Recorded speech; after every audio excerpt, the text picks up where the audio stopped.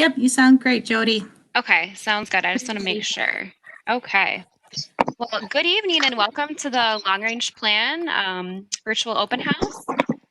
Tonight, I'm Jody Bennix, and I'm the program manager that oversees the development of the Long Range Plan. And with me on the line, we have Lori Marr, who's our communications program manager, and James Stack, who is our executive director. I don't know if you want to say hi real quick.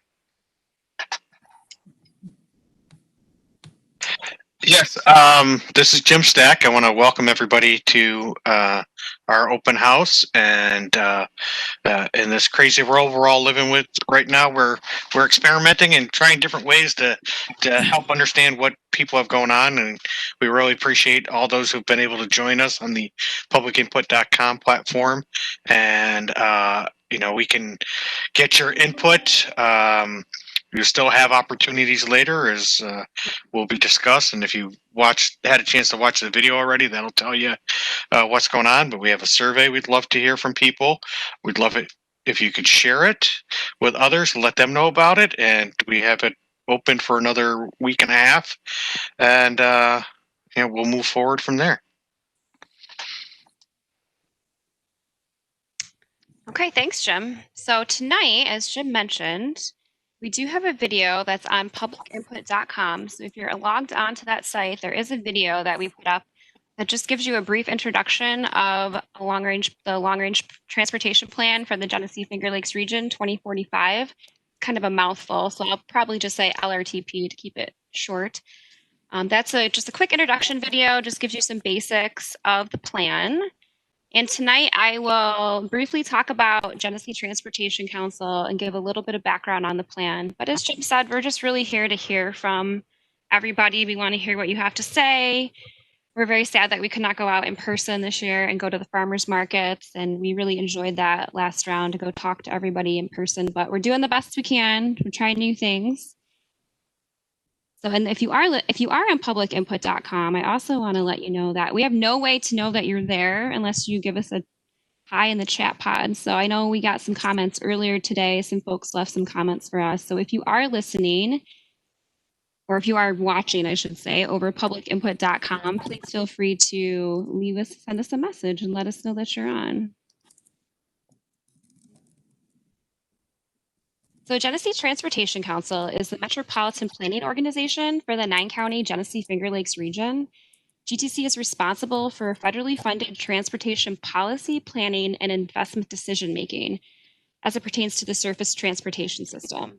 So GTC is a policy board made up of elected representatives from local, state, and federal governments, along with transportation agencies such as New York State Department of Transportation, RGRTA, the Transit Authority. And as a policymaking agency, it is important to note that GTC does not own or operate any facilities. We work with the people that do own or operate the facilities, but GTC itself as an agency does not own or operate facilities. So we have a 9-county region that we are responsible for transportation planning. The slides are rotating through, so I think at one point we will see the region. So we have a 9-county region. It goes all the way from Orleans County down to Wyoming County, down to Yates and Seneca counties, up to Wayne County, Monroe, and covers everything in between. So we do have quite a big area. We are made up of about 200 municipalities. All of these are GTC member agencies. And all the federally funded transportation planning and investments are guided by the cooperative planning efforts at GTC. So all the federal transportation money that a region gets in goes through our agency. We're responsible. Jody? Yes. Can I just interrupt? It looks like the slideshow froze. Is there a way to restart it? Yeah, let me do that. Sorry. Because you're referencing the map and things, and it was going before, and now it's not going. Well, the problem with doing this at home is I have a terrible setup right now. My Ethernet cord is behind my couch, so I have to pull my couch out. So it's a little precarious. I apologize if we have some issues tonight. Okay, I'll start it over again. So I'm on 2 laptops trying to get this all to work. Okay, I think it's working again. I froze up earlier and I'm not sure why. Yeah, it is going. Okay. There we go. It's changing with the timings on the slides. Okay, thanks for letting me know. You're welcome. Okay, that's what I got hung up before. So like I was saying before, we have three major work products. Tonight we're talking about the long range transportation plan, but we also are responsible for the Unified Planning and Work Program, or UPWP, and the Transportation Improvement Program, known as the TIP. The LRTP, I like to think of that as the umbrella that goes over the entire agency. It really sets the strategic direction for all of our actions and programs. The UPWP is our concept level planning document, and we share our funding with our member agencies, again, those 200 or so local municipalities, to do planning projects such as parking studies, trail projects. And finally, we have the TIP, and that's the capital plan. So that's where the actual concept level plans get funded to get implemented in reality. Like the trail gets built, the road gets paved, and so on.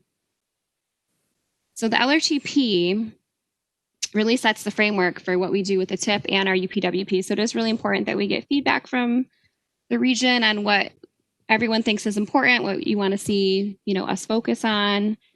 Again, it provides that direction. It provides the direction for the next 25 years. It's a requirement for the region. In order to receive federal transportation funding, we do have to have a long range plan that is adopted by our board. And we have to meet certain guidelines that the federal regulations set forth. So it's really an agreed upon blueprint for transportation planning and policy decision making. It must be updated every 5 years, and the plan also must be fiscally constrained. So in other words, we can't propose projects and policies that we do not have funding to meet.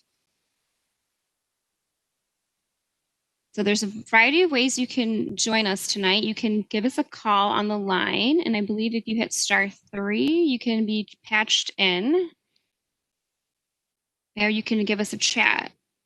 I do see we have somebody from Healthy Kids on, so hello. Jim, we did have some specific comments. I don't know if we want to go back and forth about addressing those to start with, since those folks were kind enough to take their time and leave us a message.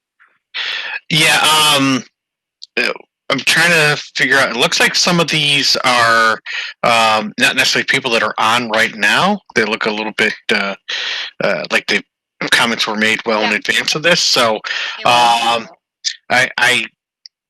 think some of it's going to take a little interaction. For example, this one about transportation runs to Alexander and points south of Batavia. I'm not sure what they're getting at, so we might need a little interaction with them. The Route 531 extension, I think we're going to need to think about that one and what an appropriate response would be. I'm not prepared to do that on the fly. Let's see, the Groveland Secondary Trail, that's something I think we got to look a little bit, and if we don't have plans already, maybe we can put that in as a potential connection and a comment that we received to try to connect the Niagara River Greenway and the Genesee Valley Greenway. Not sure what opportunities exist now or what we've included in our planning, but something we definitely can research a little bit to give a proper response. Yeah, I was thinking maybe the Regional Trails Initiative might talk more to that as well. Right. We would need to look into that a little bit. More permanent bike lanes. I think what we can do is be able to respond to that person to see what projects we have in the works that are already funded on the TIP. But I'd say in general, the question is there going to be any effort to install more permanent bike lanes? I think in general, where they're appropriate, there are folks, agencies looking to create those opportunities. Particularly the city of Rochester is looking to create those opportunities, and we're absolutely supportive of those where they make sense and can be done safely. Number one for the bicyclists, but also to minimize conflicts with motorists. So we don't want to inadvertently create a more hazardous situation that's out there. But I'd say, generally speaking, there is a desire for more bike lanes out in the community. Let's see. Okay. That's all I see in the chat box for specific comments. I'm glad some folks are just letting them know that they're in here, so that's helpful. Okay, so I'm probably going to mangle this name, but Davies Nagel was asking about the Groveland Secondary, and I see they put in here that they are here. So hopefully I've given a satisfactory answer for now. We could follow up with more if we need to. Yeah, if anyone has any questions or if they want a further, deep dive into their comments, you feel free to send me an email. I can be reached at longrangetransportationplan@publicinput.com. That's where we're housing all of our comments for the long range plan. And I think just to let folks know that the comments we get will be archived there. We'll have an opportunity to to to keep those on record, refer back to them as needed, and digest them. And I'm not sure if you mentioned it already, Jody, but this session tonight is being recorded so that it is available for those who weren't able to make it for this dedicated time period. They can still go back and review what was said tonight. So we'll keep that up for folks to continue to have access to information. Yes, and this is the first round of input that we're seeking out. It's really just about getting input on the issues and opportunities that we see coming forth in the region over the next 25 years as it relates to any type of transportation planning, really. And the next set of public review will focus on the recommendations, and that's going to start late winter. I'm anticipating maybe January, February timeframe on that once we digest all the feedback that we get from the public and from our member agencies, and we go through all the planning studies that we've conducted over the last 5 years. We kind of tease out those recommendations, and then we'll bring them back out for public review.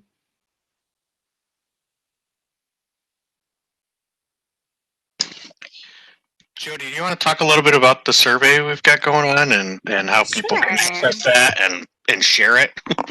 So if you are on publicinput.com, if you're on the webpage, there is a survey. I believe it's either right above or below our online meeting here. And I think most of the folks that are on the call have probably taken it already. But if you haven't, please take it. It's very short. It just we have some questions about your travel behavior pre-COVID, and I guess we're still in the midst of COVID right now, just kind of how things have changed.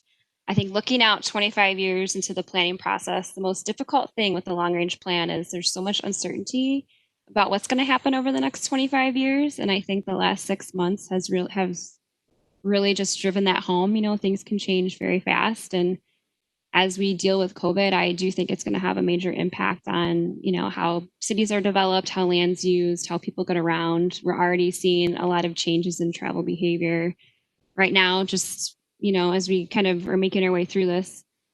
So there's some questions about COVID, just questions about, what do you see coming up in the future as major, again, issues and opportunities in the region, whether it's autonomous vehicles like self-driving cars, whether it's just adding more bike lanes and making destinations more walkable.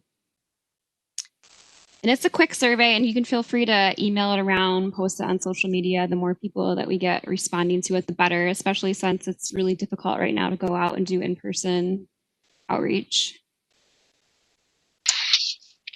And as you're sharing that, one of the things that we've tried to make this as easy as possible for people to participate, and we recognize that not everybody has access to a computer to take the survey, or if they're doing it on their phone, they might not have the data plans.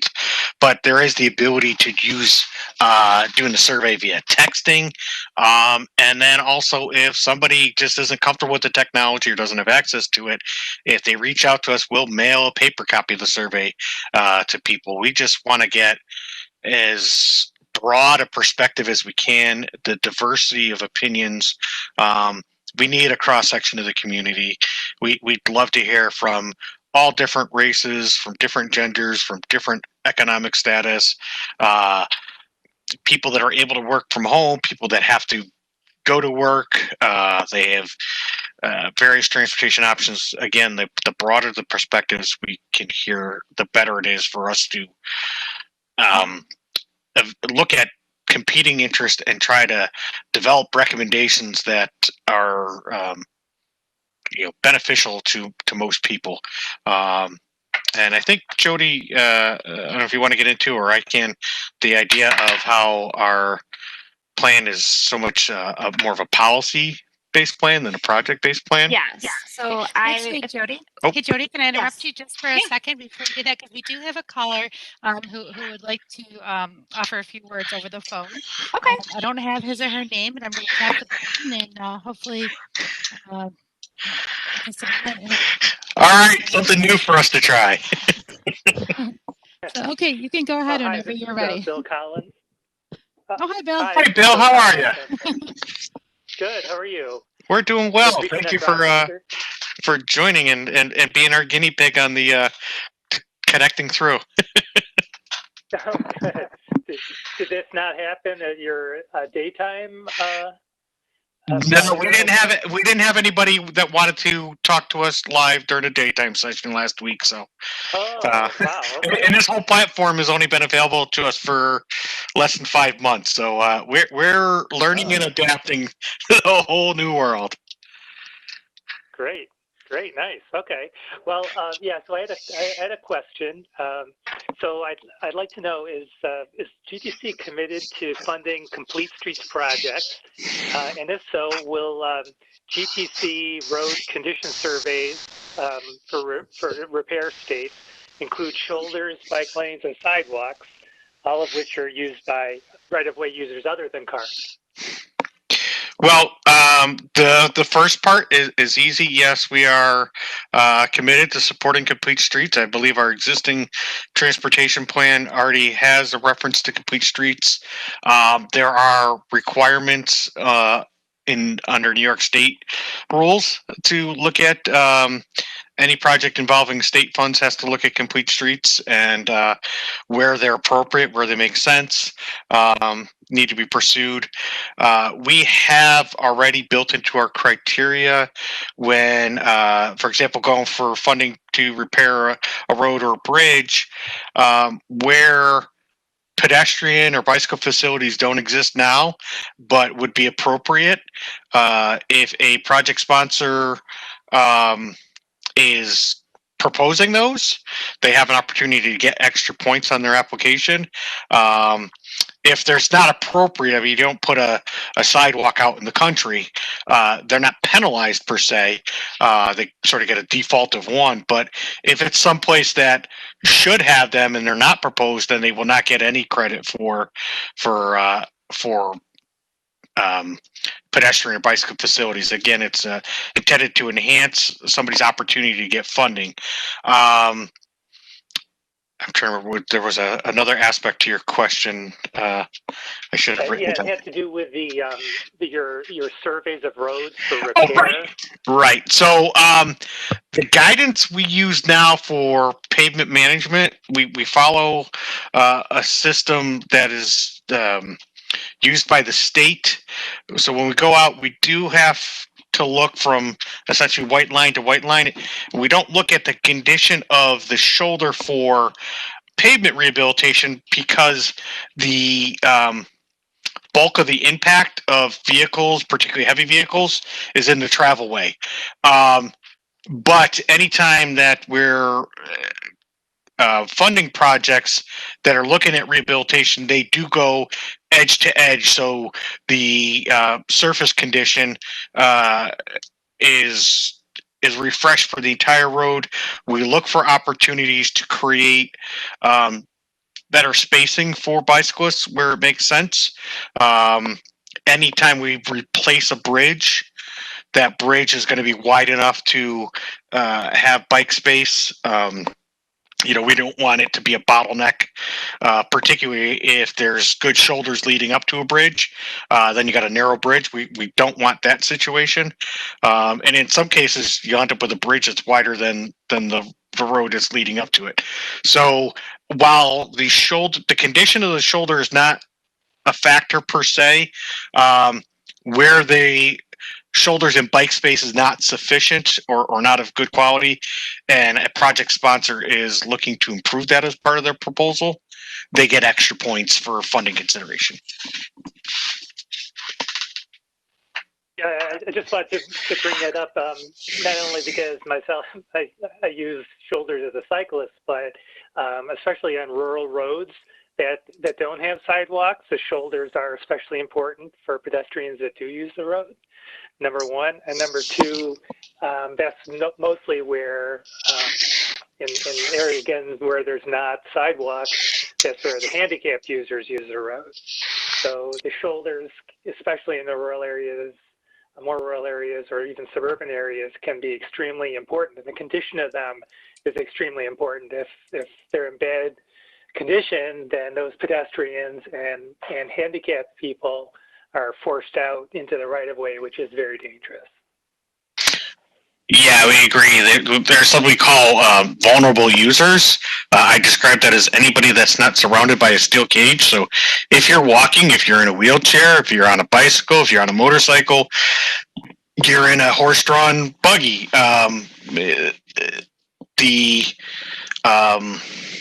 the situation is more risky for those folks, and we undertook an effort to try to look at a variety of factors from urban area to rural area, and how do we identify some of those places that are at a higher risk for vulnerable users, and how do we screen for some of the information through the data that we have. It's well established how you screen the data for vehicles as to determine if a place is safe or unsafe. You have what they call crash rates, where you know how many crashes versus how many miles of vehicle, how many cars going by. But because we don't have good counts on how many people are walking or how many people are riding their bicycle or using a wheelchair, or even how many people are avoiding those spaces with a bicycle or walking or a wheelchair because they don't feel safe. So it's very hard to determine a rate, but we're trying to utilize other analyses. Can we work on the location of where incidents are happening, and we identify patterns or clusters. So what can we do to make those areas safer? What can we hear from people, letting their county highway superintendents know, or letting their municipality know about places that just don't feel safe. If they're able to pass that on, we can try to adapt to that. But we're definitely being we're cognizant of the fact that there's way more than just motor vehicles using the system right now, and we want to create viable alternatives for people to use this transportation system in a way that's safe for all. That's definitely a goal of ours. And I just want to throw in, before I forget, Bill, to your comment about evaluating the pavement and stuff, one of the things that is happening now, it's transitioning to a system where for many years the state was responsible for evaluating the condition of the roads on the state system, but through federal guidelines, the responsibility for the state has grown, and they also have to look at other roads that are owned by counties and towns and villages and cities. And as they're rolling through on the different roads, they have actually increased the use of, in essence, a super van, a van that goes down with all kinds of sensors on it, cameras and lasers and gyroscopes, all kinds of different things that evaluate condition, and those might have the opportunity to at least visually get some more of the edge of the road, the shoulders, and the like. So as that data rolls out, perhaps there's an opportunity for us to get better information to use for our decision making in the future. Jim, I was going to add too. I appreciate. Oh, sorry, it's Jody. I was just going to add that we have a complete streets project right now that we funded through our UPWP, and we're doing it with the Genesee Finger Lakes Regional Planning Council. And right now we're working with the Village of Penn Yan to help them implement complete street policies down there. Yeah, thank you for bringing that up, Jody, because that was something that we wanted to look at within a regulatory framework. How can local communities uh, move towards a complete streets focus? And Penn Yan was one of the was a community that volunteered for us to look at their situation, look at county rules, state rules, and any regulatory type changes they would need. So you can think of it as a pilot area. We actually, I believe it was Saturday that there was a community event, and we had somebody out there. There were several staff out there trying to get some input from the community directly. So, Jody, thank you for raising that.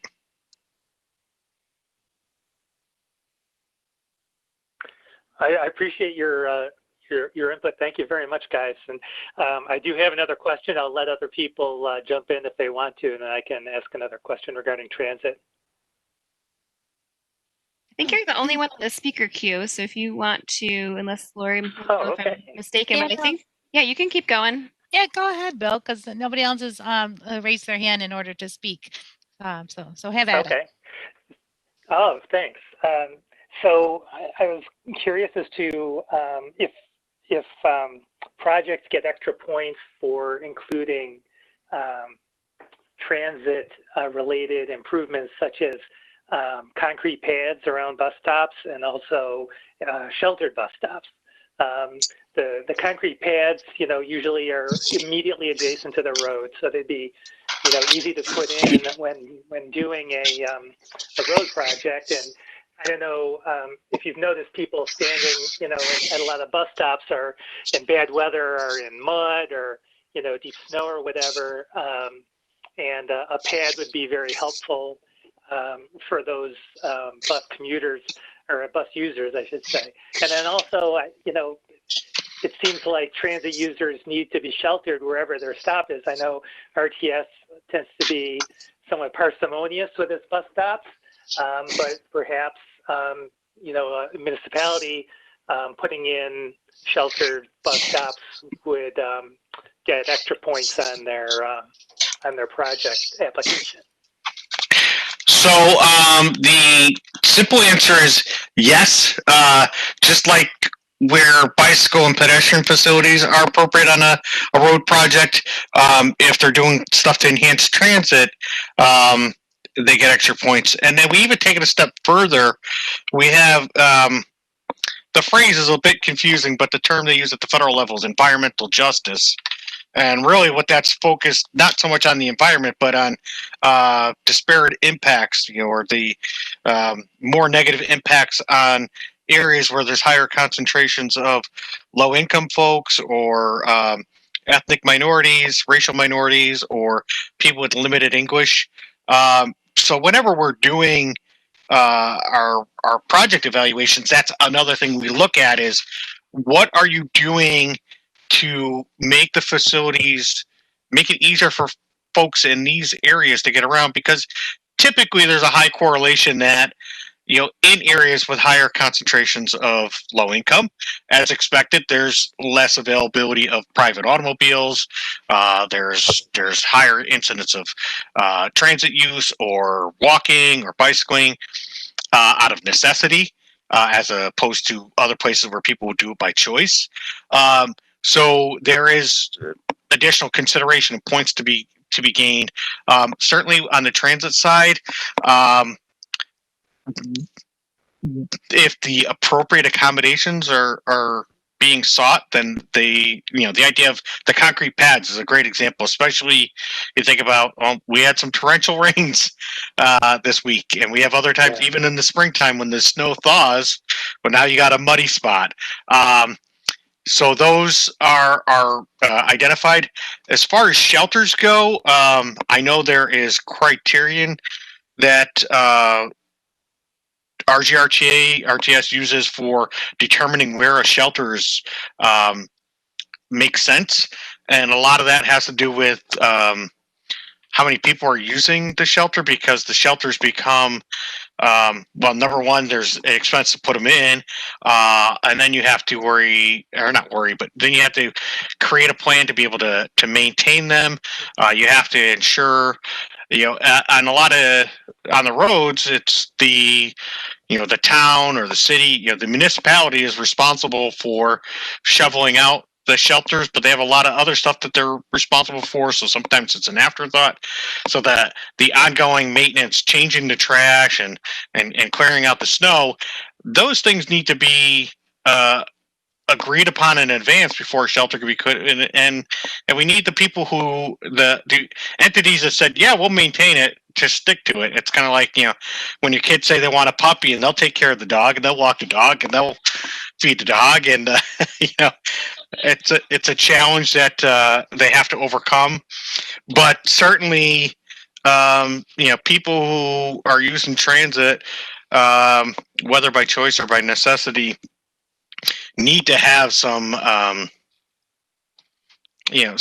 some reasonable protection from the weather, where it makes sense. But a stop that's only serving 10 or 15 people a day, it's a big expense. A stop that's serving 10 or 15 people an hour or every half hour, it's a different calculus. I don't know the thresholds they use, but I know particularly when it comes to shelters, there is that. And I think RTS is generally amenable to, if a local entity, a town or village or city, wants to try to do shelters and is willing, particularly if they're willing to pay for them and maintain them. I believe RTA will provide their specifications and what they need to make it function properly.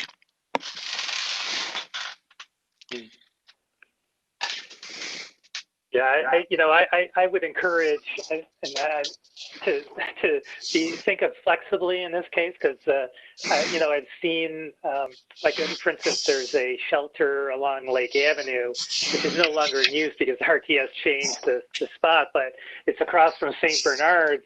It was basically a shelter built in the same style as the stone wall that was there, but it sheltered people at that bus stop for many years. And really, if you're a transit user, especially in the areas that don't get as frequent service, a lot of times that means that you've got to stand out waiting longer for that bus to come along, and the shelter is even more important. I guess I would encourage building of a shelter to be more to have get higher point levels or whatever kind of incentives you can provide. I have a shelter at the end of my street, luckily for me, when I need to use the bus. And I will tell you, the city does not shovel that out. So it has never shoveled it out. And so I don't think the shoveling is something that the city does for any of its bus stops. So I don't think that that's quite as much of a barrier, perhaps, as could be thought. Obviously, if something gets broken in the bus shelter, they have to replace it. But as far as shoveling in the winter or cleaning out trash at other times of the year, the city does not do that. Right, and that's a continuing challenge. I think it's hit or miss depending where it is, and I think in some places you might have nearby merchants that kind of take it upon themselves, or concerned neighbors who will pick up the trash and take care of things because they have pride in where they are. But it's a challenge when you consider how much coverage the system has and where there might be shelters. I know some situations where routes have changed or uses changed, they've moved shelters to other areas. Obviously, the one at St. Bernard's that reference that's got the stone to sort of match the wall. That's not something that you can easily redeploy. So, but I think they're looking for opportunities. Unless a shelter has been really damaged, say got hit by a vehicle, they're not generally scrapping them. I believe they even sort of keep some in where they've pulled some back, they keep them back for spare parts and the like. But you referenced, damage. I know there's been places where, for whatever reason, people feel compelled to vandalize things, and there's been shelters that, the glass has been broken so many times that they just put like the like an open mesh grate up there because it won't break as easy, but then you lose the protection from the wind and everything else. But they need to have something that is not solid, because it needs to be the bus driver, as they're approaching a stop or shelter, can see that there's somebody in there looking to use it. So it's not easy when people feel compelled to just vandalize for no apparent reason. Jim, we also have some other comments coming through in the chat pod too. I know we have some comments about as related to transit as it relates to accessing services. And there's several other comments too. I'm not sure if the gentleman on the phone's all set. Do you have any other comments? Bill, are we have we gotten are you all set? Or I see. We have another person who called like to speak. Okay. Yeah. So Brandon did his session, and do you want to talk about that first one though, Jim? I'm trying to see which comment is that. The one from Mike Bulger about routes and destinations. I'm trying to see which comment you're referring to. That was the one I was referring to. I didn't even see there was somebody else in the speaker queue ready to call in. Yeah, you can answer Mike's comment real quick if you want. Okay. So Mike asked, and it's in the chat box, about it would be great to include routes and destinations, particularly those that are associated with health services, youth services, public transit, and access to food when evaluating projects going forward.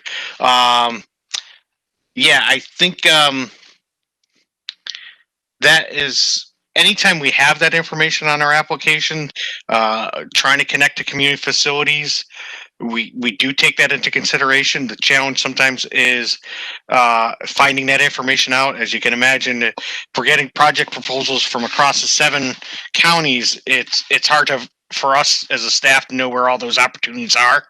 But anytime we have an opportunity for somebody gives us a draft application to weigh in on, we always suggest, if you are connecting things like that, tell us that. And it's interesting because we do provide the criteria as part of our application guidebook, so people know exactly what they're going to be evaluated on.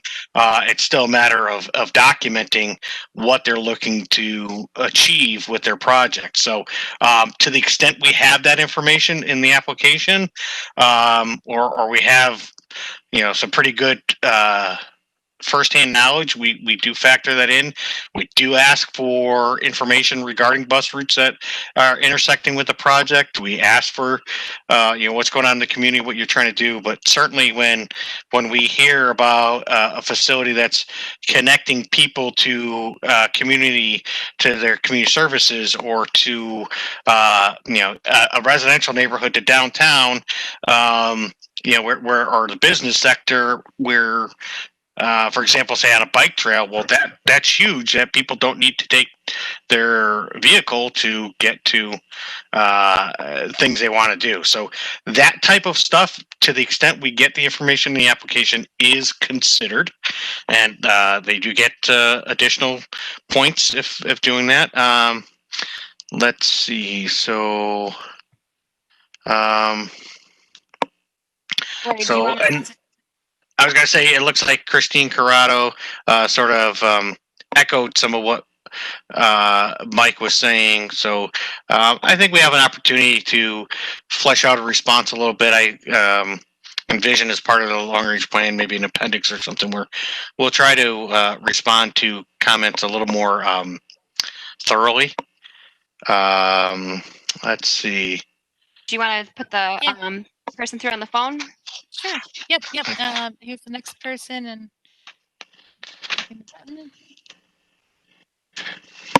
one moment.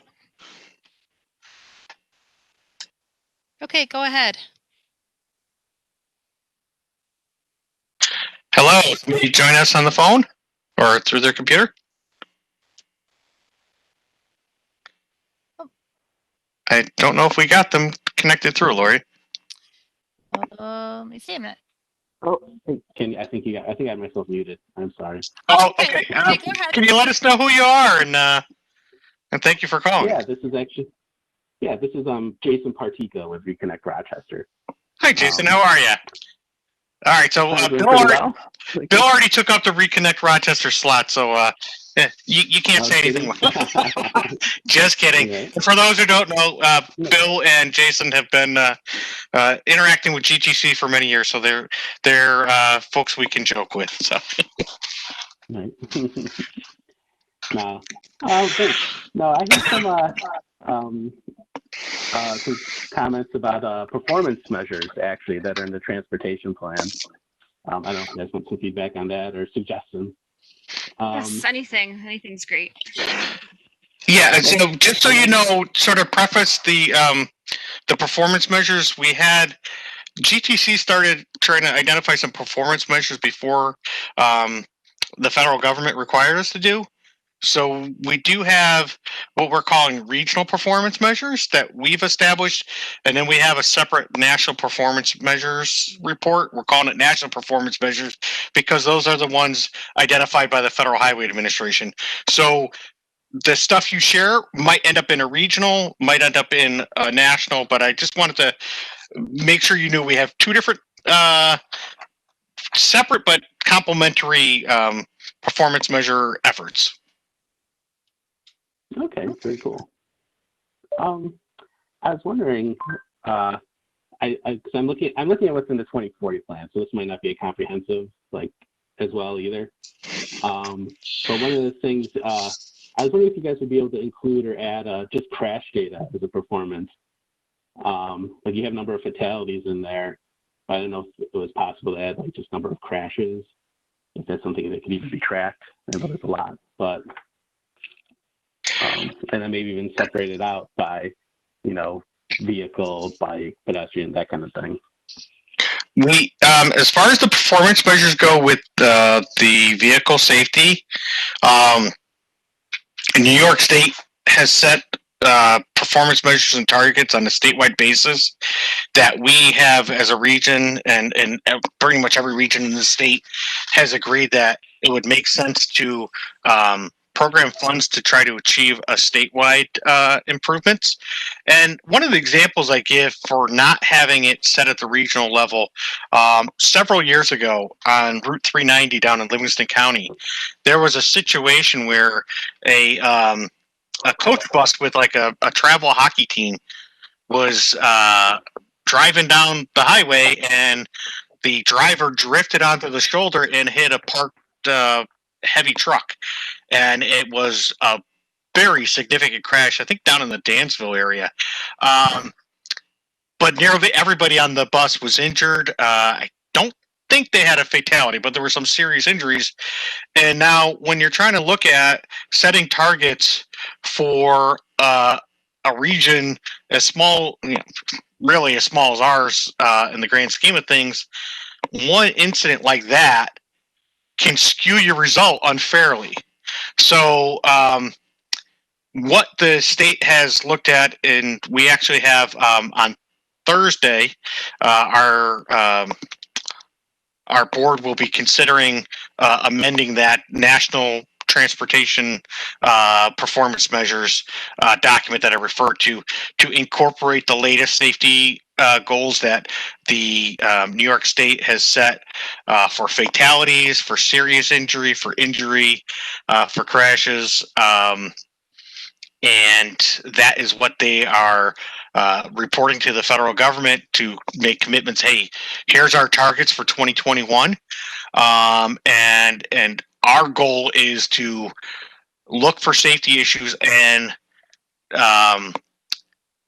program projects that can help that. Now, the challenge becomes is when it comes to crash data, you have to understand what is the nature of the crash, and can something be done from, in essence, an engineering solution? It's hard to build something to take make a behavior change for the distracted driver, the impaired driver. But where there's something physically challenging in a road, then you look to make it difference or increase the warning signs. We are working with the State Department of Transportation on supplementing their efforts to analyze locations of crash data and come up with what they call mitigation efforts. And it initially was envisioned that we would kind of enhance what they've got going on. Actually, supplement, not enhance. So they had a backlog of locations that they were looking at, and we were going to bring on board a consultant to help clear the backlog. But as we got into it, it was recognized that West Henrietta Road from the basically from Erie Canal down to Jefferson Road was identified by the state as some of the highest number of crashes of vehicles and pedestrians, vehicles and bicycles. So it was really an area of concern.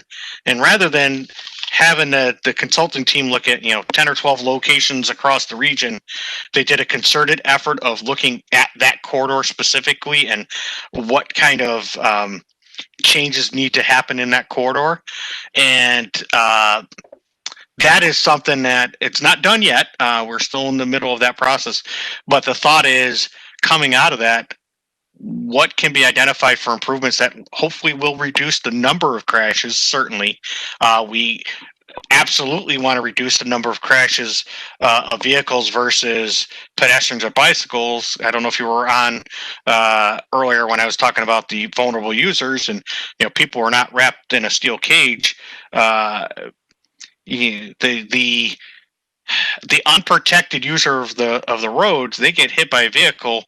Speed is a huge difference, but what can we do to just prevent that crash from ever happening? So there is a concerted effort to look at where the data is showing problem areas and what can we do to mitigate. So before you can mitigate, you have to understand, is it crashes like T-bone crashes? Is it rear end crashes? Is it sideswipe crashes? Is it no discernible pattern? You might have 5 crashes in a short stretch, but they're for 5 different reasons. Somebody hit a deer, somebody drifted off the side of the road. Yeah, there's not a common issue. And if there's not a pattern that can be fixed, that's unfortunately there's no fix to be had. But absolutely, we want to reduce the number of crashes, particularly those resulting in fatalities or serious injuries. Jim, just a minor point too. I know the National Performance Measures document that you were talking about for the NISDOT or the national safety targets that we're meeting through NISDOT. One of the specific performance measures talks about the number of non-motorized fatalities and serious injuries. They do get into that vulnerable user population. So that is called out specifically in the performance measure document. It's separate from the LRTP right now, but we're going to be rolling it into the new LRTP. And so when it comes time for selecting projects for funding, safety is our highest priority and has the highest value in the criteria. So projects that are addressing a safety issue, usually it would be unusual for them not to get funded. But the only time it might happen is if we don't have enough information yet to figure out what can be done. So it needs more study or engineering to understand what the fix that's required. But by and large, if it's addressing a safety issue, it's getting top priority for funding. Okay. Is that data like posted anywhere or made public anywhere, like either on the New York State DOT's website or like what those measures are that you guys use, the state measurements? Or the state measurements, we do have them on our website right now. So if you navigate to gtcmpo.org, and then if you go to /P, at the very bottom of the page, there's a National Performance Measures report. if you click on that link, it takes you to Oh. all the national performance measures that are separate from our individual measures at the MPO. These are measures that every MPO, every state DOT across the country has to report on per the federal guidelines. And in there's the safety measures, and I can send you some more information. I'm not sure what NISDOT has on their website. I'm assuming they have to have something, but I'm not 100% sure where that would be. Okay. And Yeah, then thanks. I didn't Jason, realize that was applicable. yeah, and I had mentioned that our board on Thursday will be looking at the updates for the 2021. So also on our webpage, if you go to the either on the main page and scroll down where it's upcoming events and it makes reference to our board meeting, or under the Get Involved tab, you can see the meeting materials. Within there is a link right on our website. What the numbers, the new measures, the values are that will be adopted on Thursday. So they are available on the website as to what those new numbers will be. And I think it even Cool. shows Thank you what for they that. are to what they're going. And those are based on a rolling 5-year average, and then what the state does to try to improve on that 5-year average. Cool. Thank you for all that. I'll take a look at all that. And then I think I had just one more thing when it came to performance measures. Travel time, basically. I know there's one. There's a travel time index for, major road rate. Right? Is that basically cars, or do we do any kind of travel time stuff for bicycles, for example? So right now we just have that for vehicles. We use our INREX data for that. So I believe that includes passenger vehicles and some freight vehicles as well, like freight trucks and whatnot. We do not have that for bicycles. That's an interesting concept. And part of the challenge is finding a reliable data source. Jody made reference to INRIX, which is our data vendor, and sometimes when you see road congestion maps on the TV screen, you'll see a little, I think they call it the bug, little icon in the corner that says INRIX. But what they do is collect aggregate data from GPS-enabled devices in vehicles. So they're, if you sign on for, I'll use Google Maps, or I'm listening to an app on my phone, anything that's got location based, they're able to take that information and get anonymous location information so they can see, well, this particular device was moving along at 50 miles an hour. Now it's doing 30. And we got a bunch of other devices around them. So they have algorithms that collate all that data.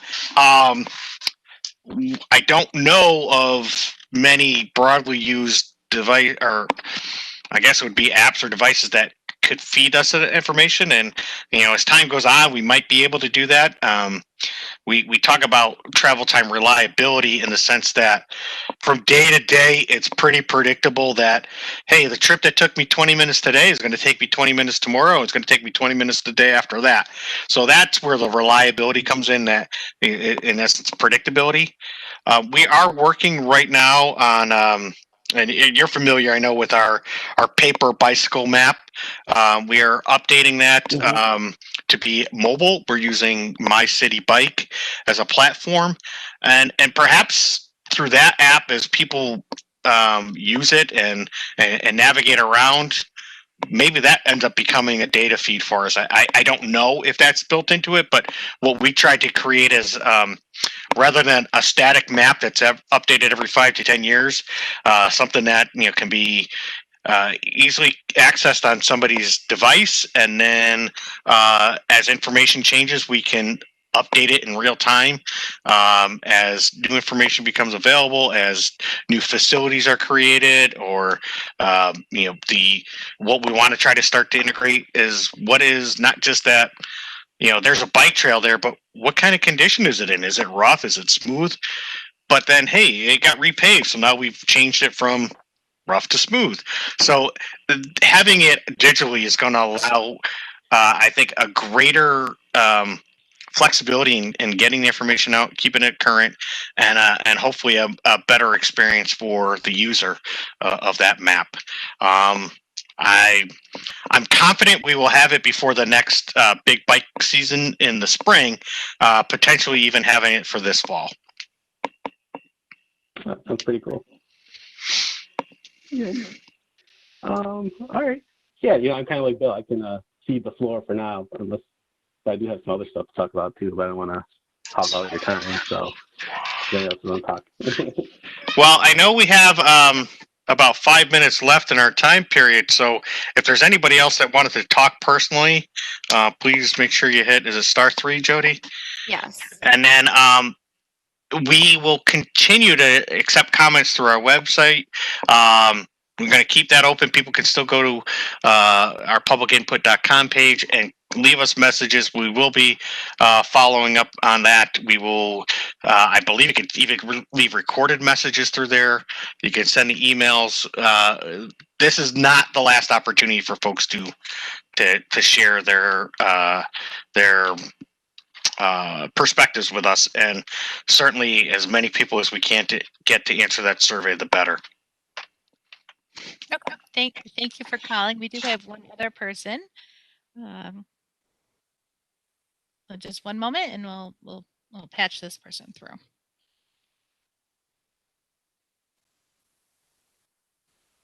Hi, it's Bill. It's Bill Collins again. I just wanted to add something where you're talking about the data for cycling and cycles use of and travel times. There's a number of fitness apps now, including Strava, that are becoming much more popular, especially with a lot more people out doing cycling during the pandemic. So there should be a good amount of data out there now regarding frequently used cycling routes and cycling time. It's good to know. Thank you. Yeah, thank you, Bill. We had looked at Strava in the past, and pre-COVID, so maybe things would be a little different. And then what we're hoping to find is just something that's in broad use to give us a broader picture. I think Strava, if I recall right, started mostly in the running community, and then the bicycling community, the hardcore, the dedicated bicyclists started using that. And we also want to try to, I think we'd have to look at multiple sources because different people are using different information or different apps and devices. So like I said, the key for us, particularly with any kind of data collection or performance measures, is the idea of getting a data source that informs us appropriately and then is consistently and reliably available for updates, so we could see trends and we could see activities. They talk about performance measures being SMART, and part of that is it's specific, it's measurable. Term with the A and the R and the T, but the fact that you can get it year after year, you can compare different time periods, is key to informing the planning decision. So we'll take a look at Strava again and see if the penetration has gotten deeper in the Rochester area, and what other tools might be out there. But we're always looking for sources of good and reliable and repeatable data. Yeah, I know Google Maps also has the cycling function, right? So where you can choose it to plan out a route for a bicycle journey, and then it'll follow you along. So Google might have information from its Maps app there too. That's another good suggestion. Thank you.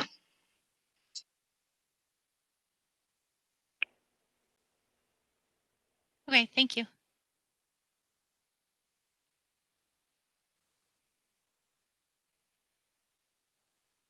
Okay, we don't have anybody else in the phone line at the moment. Okay, Mike did leave a comment. He asked if we were going to, I replied in the chat, but just in case people aren't on the chat,